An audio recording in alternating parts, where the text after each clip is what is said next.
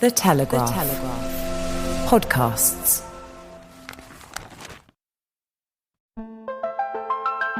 Hello everyone, this is Francis, Assistant Comment Editor here at The Telegraph. Thank you for listening. In doing so, you're supporting the work of our correspondents on the ground, regulars on the podcast like Roland, Natalia, Colin and Joe. Our reporters work non-stop to bring you the latest news on international developments, insights into the Russian state, as well as the even darker stories we feel it's important to draw attention to on Ukraine the latest.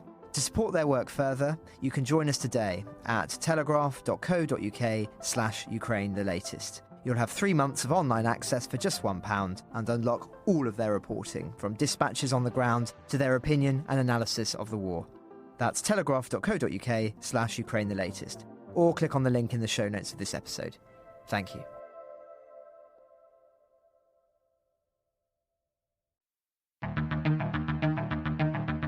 I'm David Knowles, and this is Ukraine, the latest. Today, we bring you updates from across Ukraine, including a live report from Bucha, a year on from the city's liberation. And we interview two-time Olympian Vladyslav Heraskevych on Russian and Belarusian inclusion in international sports. Bravery takes you through the most unimaginable hardships to finally reward you with victory. This hideous and barbaric venture of Vladimir Putin must end in failure. We need a military strategy for Ukraine to gain a decisive advantage on the battlefield, to win the war. Nobody's going to break us. We're strong. We're Ukrainians. Every weekday afternoon, we sit down with leading journalists from the Telegraph's London newsroom and our teams reporting on the ground to bring you the latest news and analysis on the war in Ukraine. It's Friday, the 31st of March, 1 year and 35 days since the full-scale invasion began. And today I'm joined by our Associate Editor Dominic Nichols, our Defence Editor Danielle Sheridan, and Vladyslav Heraskevych, Ukrainian skeleton racer. I started by asking Dom for the latest updates from the war. Well, hi, David. Hi, everybody. So, Kharkiv, Ukraine's second city in the northeast of the country, that was hit last night by a number of missiles. The local regional governor said at least 9 Russian missiles had hit civilian infrastructure and private residential buildings. No deaths, we think, minor injuries. The government has said that some of the missiles exploded in the air, which implies the air defence was working, but that's no more details known there. Elsewhere, Bucha, so it's a year, 365 days since the city was retaken by Ukraine. This is just to the north of Kyiv. Volodymyr Zelensky has said that the country is going to, quote, never forgive Russia for its occupation. He said 365 days since it is free Ukrainian city once again, a symbol of the atrocities of the occupying country's army. We will never forgive. We will punish every perpetrator, unquote. We'll hear more from Bucha from Danny shortly.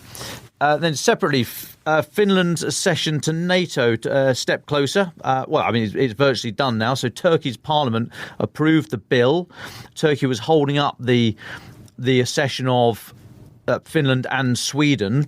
And they had originally, those countries and NATO wanted them to join together. But because of the difficulties between Turkey and Sweden over, Turkey is alleging that Sweden's harbouring terrorists, that they want extradited back to the country. There's a difficulty there with Sweden's membership bid. So they've separated the two, and Finland is all set to join now that Turkey has approved the bill. So Jens Stoltenberg, the NATO Secretary General, said it's only a matter of days now. In a quote, he said, "I look forward to raising Finland's flag at NATO headquarters in the coming days. Together we are stronger and safer." So Turkey was the last of the 30 members in NATO at the moment, so the last member to ratify Finland's bid. Hungary was thought Hungary might be a bit of a sticky wicket as well, but they approved it earlier this week. And now we're just waiting to see what will happen about Sweden.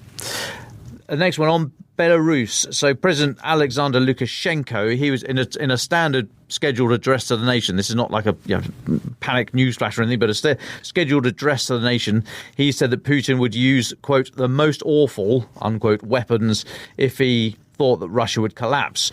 Lukashenko was calling for a ceasefire and for talks to start.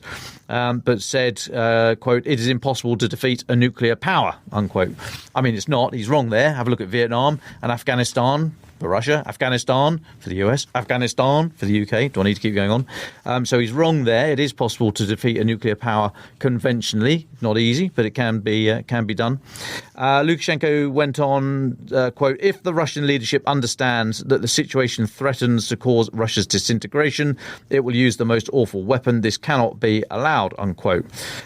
Yeah, okay. I mean, he's doing his bit to rattle the nuclear sabre, the same as Putin has been doing. I think this is all part of trying to message the West rather than Ukraine directly. But Lukashenko said that Russia's plans to deploy lower yield nuclear weapons, shorter range, I don't want to use the term tactical because it muddies the waters. In fact, we've got a video explainer on the website now, today, went up a couple of hours ago, about nuclear weapons and why I find the terms tactical and strategic unhelpful. Have a look at that. But this talk, so if you remember, Putin last Saturday said that he was going to move some nuclear weapons into Belarus. Lukashenko is saying that to do so, this is a chance to safeguard Belarus from Western threats. So, back into the narrative that it's all NATO, it's all the West, etc.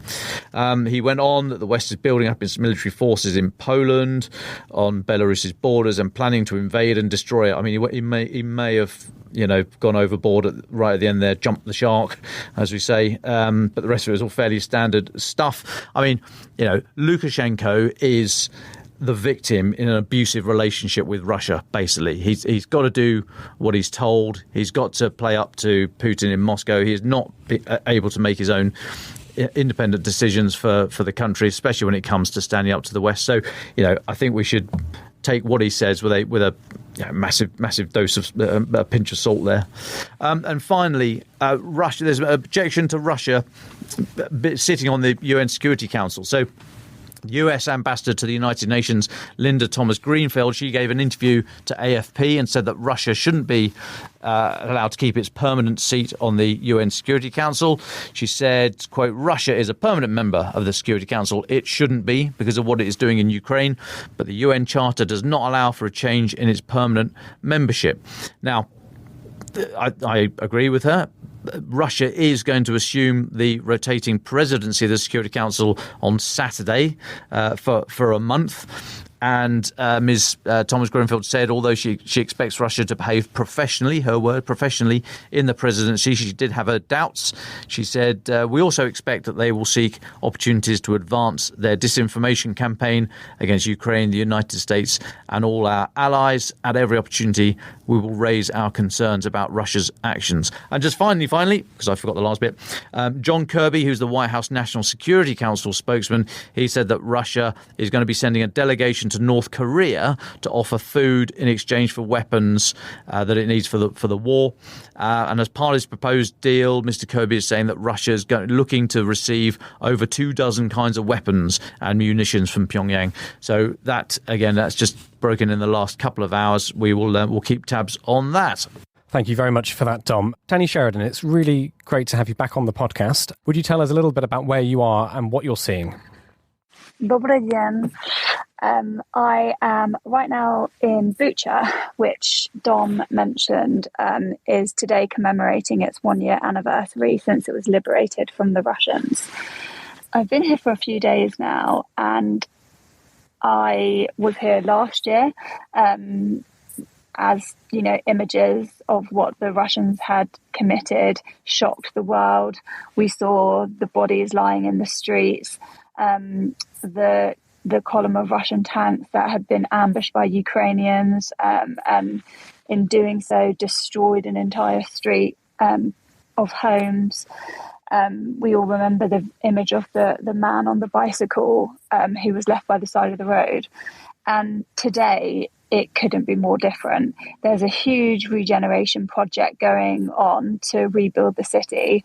As I'm talking to you, I'm actually sat outside a shopping centre, which was obliterated this time last year. I mean, you can still see all the shrapnel wounds on the facade of the building. But when we used to drive up and down the street, the whole building had been looted. Every single bit of glass window had been smashed, and now it's that is completely brand new. It looks completely brand new, and if you go into it, it's a really affluent shopping centre, and there's lots of eateries, and it's just a world away from what it was. And Vokzalna Street basically became legendary because it's where this column of Russian armoured vehicles were ambushed by the Ukrainians, and you could barely see the ground because there was so much, shrapnel and armoury covering the street. And Zelensky actually attended the street earlier. Unfortunately, I didn't see him. He was too far away from us, and obviously he travels with such intense security. It was difficult to get close, but local residents had come out. It was really sweet. Loads of children were waving the Ukrainian flag and sharing sweets among each other, and there's just a real sense of excitement that they might see the president. But him coming to Bucha in person and coming to Vokzalna Street, which, as I said, became so legendary, is really important, and it signifies how much the people of Bucha have come along since they were liberated last year. It's really miraculous to see, actually, and well, I have a story going into tomorrow's paper, and there's if you look online, there'll be video footage of what I'm talking about. But Vokzalna Street today is incredible. Maple trees are being planted either side of the road. Pavements have been completely re-bricked. There are 14 new houses and then 87 that were renovated. I mean, it looks incredible, and it's so crazy to think that this has all been done in basically the space of 3 to 4 months. So I think that commemorating a year since they were liberated is really important, because it also shows how far the people of Bucha have come and everything they've achieved since that liberation. And it really just speaks to the resilience of the Ukrainian spirit. Danny, may I ask, you talked about the sort of mix of emotions, how well Bucha is doing now in sort of how it's, as you said, how it's come along from a year ago. But as I understand it, you were at the commemoration today at the cemetery for people who were murdered during the occupation. Can you tell us a little bit about that and what was the atmosphere there? What did people say? It was very sombre. Basically, a number of relatives who lost people during the invasion came to Bucha Cemetery today to basically partake in a service to honour the dead. The priest from Bucha's church, where if you remember, there was a mass grave dug behind it in order to store a number of victims' bodies. Last year, he was in attendance, and he was talking to relatives, and there were lots of tears, and people were stood around holding bouquets of yellow and blue flowers, and lots of people were crying, and there were prayers being read, and they said glory to Ukraine, and some beautiful music was played. And I think the gist of what was being said was that they won't forget what happened, and that those who perished during the invasion will always be in their thoughts. But yeah, it is. Whilst I speak with such enthusiasm about how much Bucha has come along and all the brilliant kind of regeneration projects that are underway are. I think obviously this is a people that had been incredibly scarred and traumatized by what was inflicted upon them, and that kind of level of feeling is really palpable when you go to places like the cemetery. And I was at Bucha Cemetery the other day, and so many fresh graves had been dug with the Ukrainian flag kind of stuck between each grave, representing soldiers who had died. And there's also a patch of this cemetery where people haven't been identified. So all that marks these people is literally a wooden cross and a number, which is really sad. So yeah, it's a real mix of emotions here. Yeah, it sounds it. Thank you very much for sharing. Just wanted to get a sense from you as well. I mean, you're talking to lots of local people over the last few days and today. What kind of stories are they telling you? Do you get a sense of how their lives have changed in the last year? Well, yes, and I encourage people to buy the paper tomorrow, because I do write about this in detail for tomorrow's paper. But we attended some therapy sessions which have been provided for the citizens of Bucha to basically come together and twice a week practice art therapy to talk through the atrocities that they saw. And I find it really interesting how therapy is being used, because of lots of people I've spoken to in Ukraine say, therapy was a Western concept. It's for rich middle class people. We're not interested in that. There's a kind of like stiff upper lip mentality almost. And reluctantly, a number of people have started going to therapy. And we attended a few of these sessions in Bucha with, it's all women that come. Men so far haven't been willing to come along to the sessions, but they have all said that whilst initially they were really reluctant to come along and talk about their feelings, through doing this art therapy, they have noticed a massive change in their mental health. Every woman I spoke to started crying as she was talking about what she had seen and the family members they had lost or the friends that had been killed. So the trauma is still so vivid, but they are all telling me that they are in a better place than they could have ever imagined because of this therapy. And that's really amazing that, it's being provided free of charge, because therapy is expensive. But I think it goes to show that the people of Bucha are working on their mental health as much as they are rebuilding shopping centres and homes. Thank you very much, Danny Sheridan. Dom, I know you've got a couple of questions. Yeah, sure. Hi, Danny. Great to hear from you. The regeneration you've just described there, are there any indications where the money is coming from? Is it local help, or are there sort of big banners saying donated by the EU or other international organisations, other private sector organisations? Any idea where the help's coming from? Yeah, there is international money coming in, and then there's also stuff from Bucha City Council and the regional oblast level is supplying funds, and it's going to cost hundreds of millions of pounds. But I was told from the mayor of Bucha, Rhetoric, that they are cooperating with a global foundation, but he didn't want to say which one. So funds are coming in from far and wide.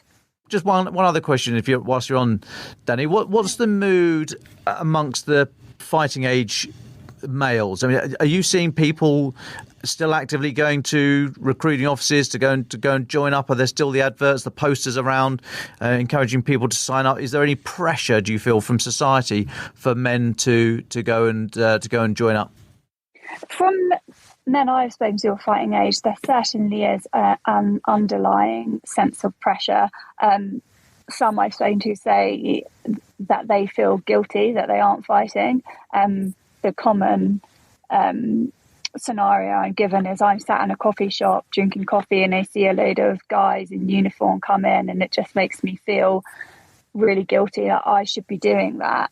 And obviously, I've made friends since I've been out here, and one of my good friends, her fiance has since been called up, and he's now in Bakhmut, and he didn't put himself forward. He was called in to his hometown, the office in his hometown, and was told he had to go. So they are still actively recruiting people, and even if you're not putting yourself forward, it is likely that you will be called upon, as I understand. But, once that call is in place, even if I'm thinking of my friend's fiance, even if that wasn't what he had been initially keen to do, he's gone in there, he's rolled up his sleeves, and, he's working really hard. And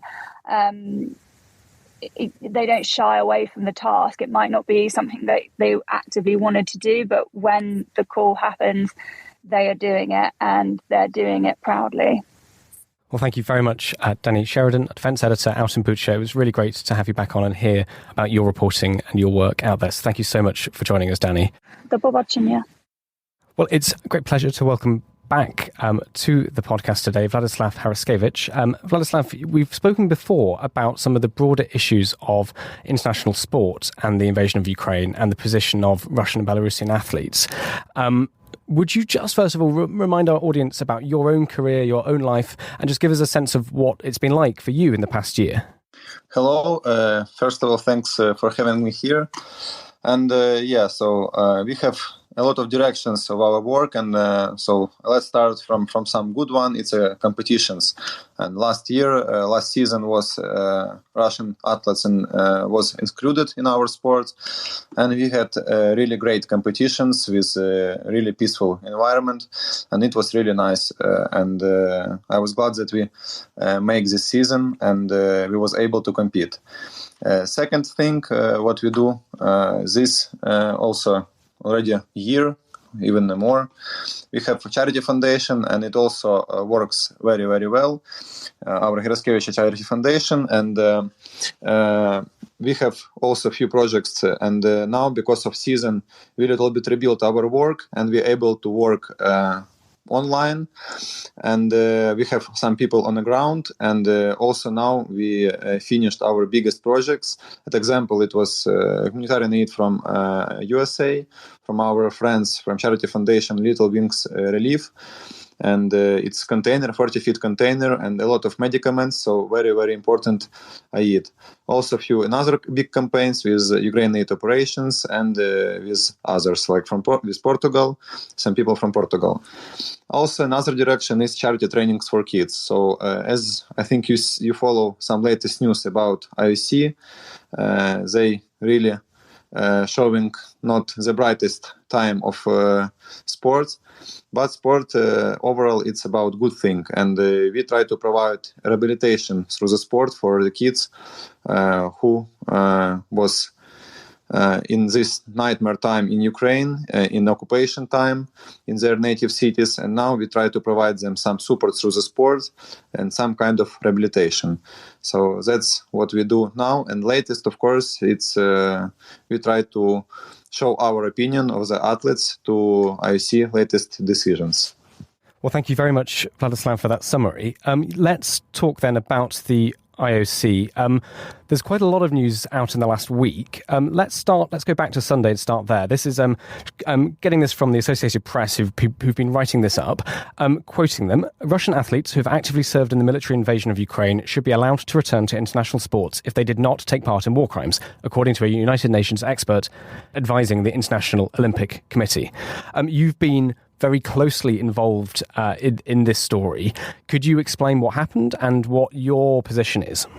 Yeah, so first of all, I'm also a representative of Athletes Commission of National Olympic Committee of Ukraine, and we got a meeting before latest decision, and last Friday, so a week ago, we had a meeting with Mrs. Ksentaki. She's one of the special reporters of United Nations, and with global network of athletes. So originally it should be kind of a discussion, but it wasn't discussion. It was a speech from Ksentaki, and we was able to ask one short question. And my question was for her. It's is she thinks that Russian soldiers, are guilty in this war? And if yes, if they're guilty, so for me it sounds logically. Then are Russian athletes who are also part of military structures or other government structures, are they also guilty in this war? And the third question, it's just quick one. So about Isinbayeva, she is also now in Athletes Commission of IOC, and she is major of Russian army, and she is clear also propagandist. And it's a person who have personal sanctions from Ukraine for 50 years. So I asked why she is still in this commission and why she is still able to take some decisions. And in this press conference, firstly, I hear that Mrs. Ksantaki doesn't think that Russian soldiers should take any responsibility for this war if they not commit genocide or war crimes. Of course, if it was proven. So then we had some conversation. So like in Twitter, it was pretty public, and we understand from this conversation and from replies of representatives of Ukraine and United Nations that special reporter of United Nations, it's a independent mandate holder, so like she expressed her personal opinion. Also, another important thing that on this meeting we see that Ksantaki is not really deep into the topic of sport, so she doesn't really know that Russia last 3 Olympic Games compete under natural flag. So, and we got another question: why we took her opinion as some important opinion? Why we took her opinion into account? In our IFC took her opinion into account in decisions, because we got a completely opposite decision about topics of human rights from another expert, Patricia Vieter, and she was also in our press conference, and you can find it also in my page. So we got completely opposite overall view on this topic, and it's interesting why they took her opinion. So it's about Mrs. Ksantaki. Thank you for that explanation. I realise this is obviously a very big news point in Ukraine. How do you explain your position to people outside the country when you're trying to persuade them to agree with your point of view? How do you set that argument out? Yeah, so first of all, let's throw back in time, and war starts not 24th February, So war starts in 2014, and it starts from Olympic Games, literally when Russia hosts Olympic Games, and its full invasion starts when was Olympic Games 2022 between Olympic Games and Paralympic Games. So you should be blind to not see a connection, and of course it's very comfortable time when image of Russia is high to start invasion, to start occupied territories. Secondly, it's impossible to separate Russian artists from Russian government, because they get financial support from government, they get financial support from companies who are under sanctions, they are part of military, and they pretty actively also support military, they being part of war propaganda, and of course, they increased soft power of Russia. So sport is a big part in Russian propaganda war. That's absolutely fascinating. Can I ask? So the Greek lawyer Xanthaki later wrote, and this is the AP copy I've got here, clarified that it was usual that, quote, men all around the world are conscripted to take part in wars and have to follow orders. She also referred to illegal aggressive conflicts in Syria, Afghanistan, Israel and Iraq. Continuing the quote now, we cannot hold all men who participate in illegal wars by their states following orders responsible. Those who perform crimes, we must. I was just wondering your reaction to that and what you'd say to that. Yeah, so I even ask, if somebody asks you to kill someone, and you willingly and gladly do it, she say, no, in time of war, you're not guilty. So literally, you can do whatever you want in her opinion, and even illegal war, it's so nothing for her, and you shouldn't take responsibility. So in this case, I see that. It's just a few persons in Russia who are guilty in this war. But in my opinion, it's pretty simple. So if these soldiers not following the tasks, then we don't have a war. It's pretty simple. And I don't see another thing in that. So if they're following the task, if they're killing Ukrainians, they can take part in, and first of all, they should take responsibility. And secondly, they shouldn't take part in Olympic Games. Because if we talk about sports and Olympic Games, we have some values behind it. We have Olympic Charter. And main thing in Olympic Charter is a peaceful movement. And now, if Russian murderers who was yesterday on the front lines, they going on the sport arenas, they becoming a kind of an idol for a young generation. And I don't want to be I don't want to have murderers as idols for young generation and for future. So for me, it's pretty simple that they are not representatives of peace. They are criminals, and they should take responsibility for crimes. Because illegal war, in my opinion, it's already war crime. So my opinion is like that. Well, thank you very much for explaining that. Vladyslav, can I ask, obviously you will know lots of your fellow Ukrainian athletes who are in the military, some of whom have been killed in the service for the armed forces of Ukraine. Could you talk to us a little bit about the people you know who've ended up fighting for their country? Yes, and it's a very sad page in total of Ukraine sports history, because So firstly, of course, we lose a lot of facilities, sport facilities. More than 400 sport facilities was destroyed. And just example, we was in Chernihiv, so Chernihiv, Gagarin Stadium, and it's also Olympic Centrum. And normally per month it was 4,000 of people who doing sport there. So now they don't have these facilities to do sport. And it's only one of the 400 facilities which was destroyed.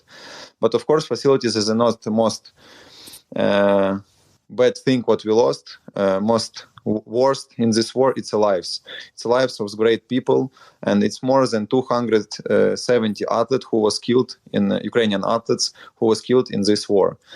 And it's not fiction. It's not like just random people and random names. I know personally a lot of some of these athletes who was killed. So we can start from Maxim Galinachev.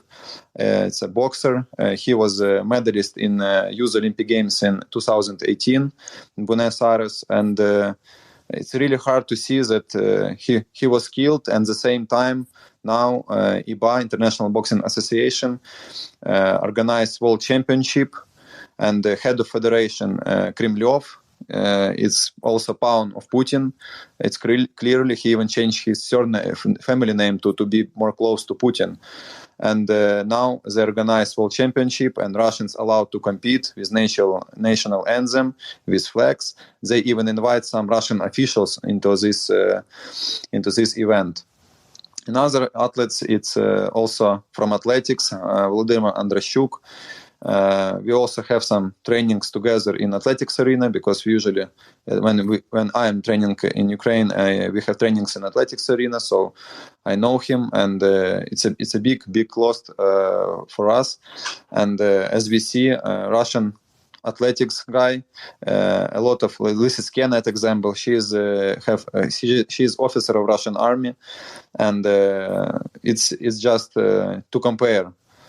And third, for me, I think it's guy who I know and most related to me is Dmitro Sharper. We was together with him on the Youth Olympic Games in 2016 in Lillehammer.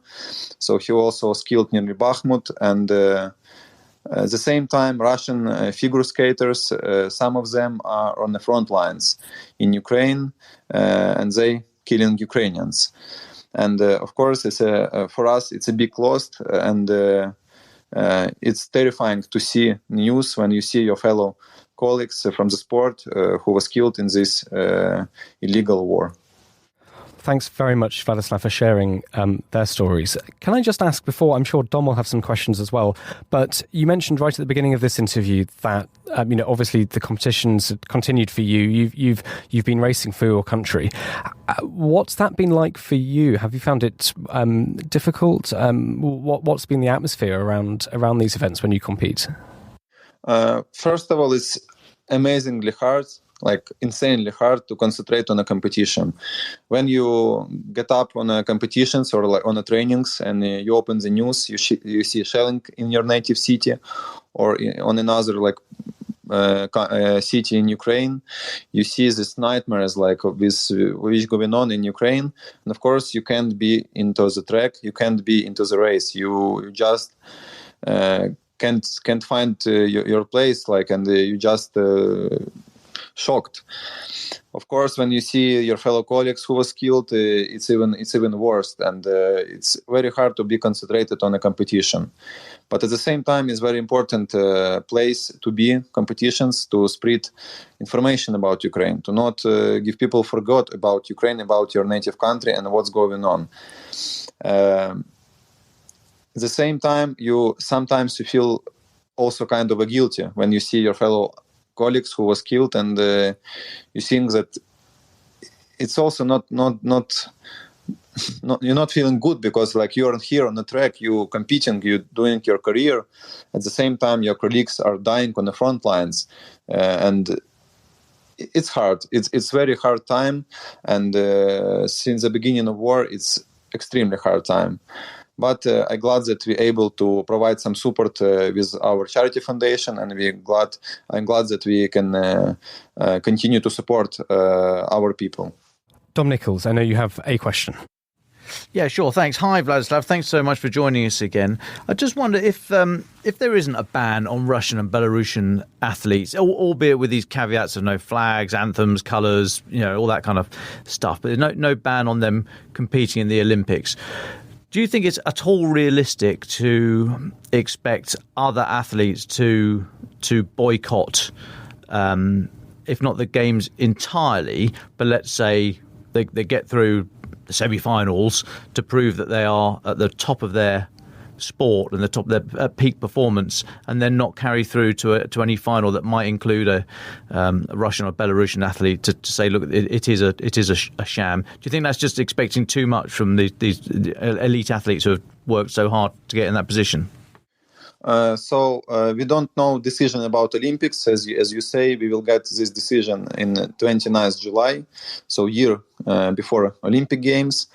And as we see now, we have one federation who firstly allowed Russians and Belarusians to compete in their competitions, in their qualifications to Olympic Games.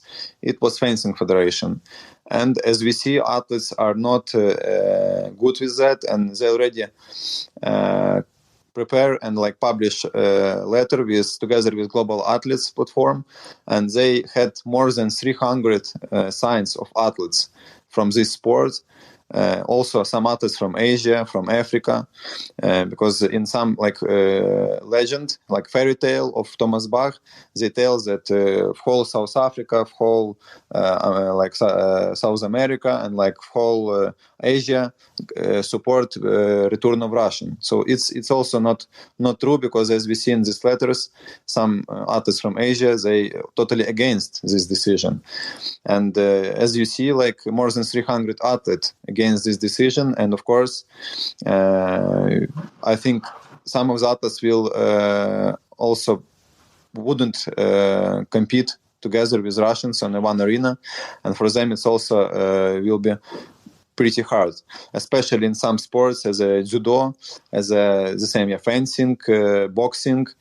Just imagine Ukrainian athletes should go to the arena and make a wrestling match with representative of Russian army, or people who get contract with Russian army yesterday, and now they're civilians, but maybe they was in the front line even. So it's interesting to see how also IOC will check these requirements, and who will go through these requirements, and how they can prove, for example, that athletes had contract or not. Because as I know, contract proof of contract is a contract, and it had two sides. Yes, so athlete and army, Russian army, or another government structure. Yeah. So who they ask about contract?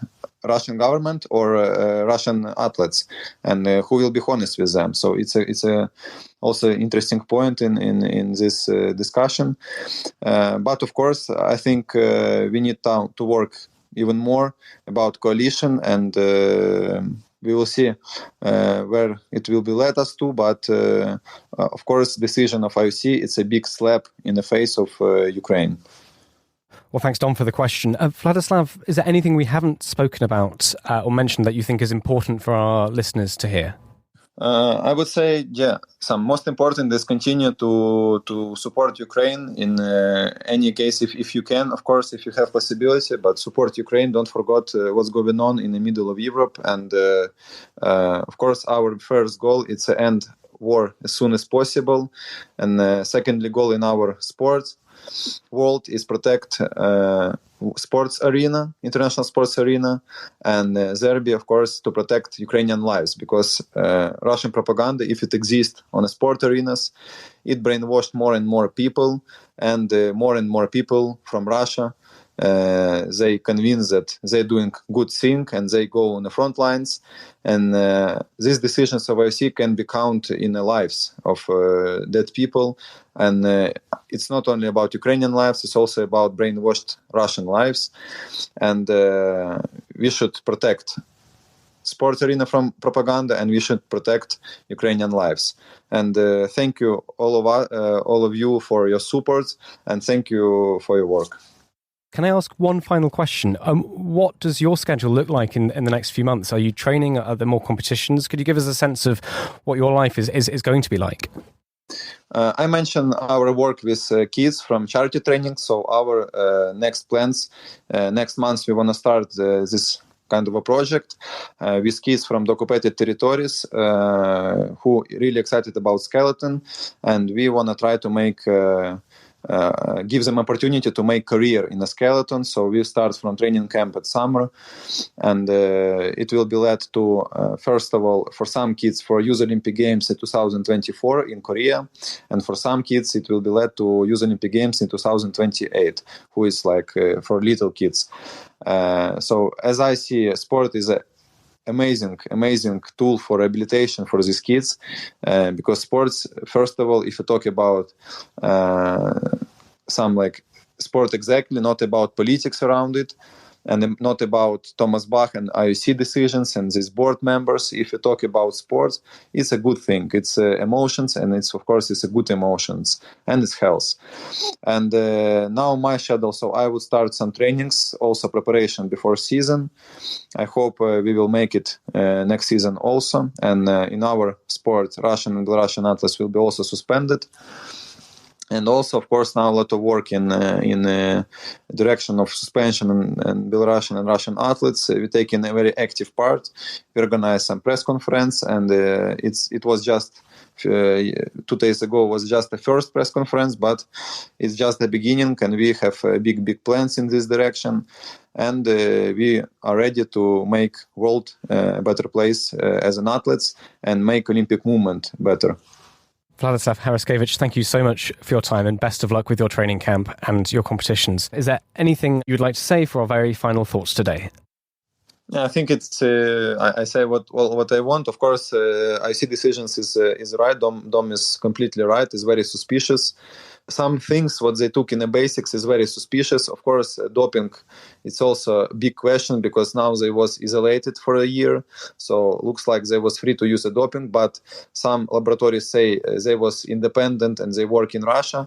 But Rusada was also independent. But as we remember, in Sochi Olympic Games, it led to biggest doping scandal in Olympic history, and we know that there wasn't independent. So it's really interesting to see like who is telling the truth, but also it was some requirement from IOC that they should make some extra doping tests, but head of criminal Pozdnyakov, colonel of Russian army, he says that they're not agreed to make extra doping tests. So as I see, it's just they agree that they're guilty in doping use, but we will see what IOC will answer on that quote. But of course, this whole topic about IOC decision is very, very suspicious. In any point of view, it's very suspicious. In each point of decision is very suspicious. With each commission meeting, with each private call, it's getting worse and worse. But I believe that we can make it better, and we can change it, and we will try to do it. Thank you. Thank you very much, Vladyslav. Dom, a final thought from you? Just very quickly, just to give you the details. So it's a few weeks away, but in June in London, there's going to be the Ukraine Recovery Conference. Now, this started in 2017 as the Ukraine Reform Conference, annual conference dedicated to the country's transformation. So it's been going on since then, since the full-scale invasion changed its name. We need to keep an eye out on that. This is where senior representatives from the G7, other international groupings and partners, finance organisations and all the rest of it get together. And the Foreign Office, British Foreign Office, that are hosting it this year, they say the focus is going to be the mobilisation of international and private sector support for Ukraine. So that's coming up in late June. And we just need to keep an eye on how this is going to be organised. There was a conference here in London earlier this week where there were suggestions that maybe countries could sponsor a sector or maybe a city and what have you. But I mean, these are fraught with difficulties because everything is so interlinked. But the whole issue of recovery and regeneration is going to come to a head in a couple of weeks' time. Really get a bit of a kickstart, which will obviously be there. Ukraine the Latest is an original podcast from The Telegraph. To stay on top of all of our Ukraine news, analysis and dispatches from the ground, subscribe to The Telegraph. You can get your first 3 months for just £1 at www.telegraph.co.uk/Ukraine the Latest. Or sign up to Dispatches, our Ukraine newsletter, which brings stories from our award-winning foreign correspondents straight to your inbox. We also have a Ukraine live blog on our website where you can follow updates as they come in throughout the day, including insights from regular contributors to this podcast. You can listen to this conversation live at 1 p.m. each weekday on Twitter Spaces. Follow The Telegraph on Twitter so you don't miss it. To our listeners on YouTube, please note that due to issues beyond our control, there is sometimes a delay between broadcast and upload, so if you want to hear Ukraine the Latest as soon as it is released, do refer to podcast apps. If you enjoyed this podcast, please consider following Ukraine the Latest on your preferred podcast app. And if you have a moment, leave a review, as it helps others find the show. You can also get in touch directly to ask questions or give comments by emailing ukrainepod@telegraph.co.uk. We do read every message. And you can contact us directly on Twitter. You can find our Twitter handles in the description for this episode. Ukraine the Latest is produced by Louisa Wells and Giles Gear, and today on Twitter, Rachel Duffy.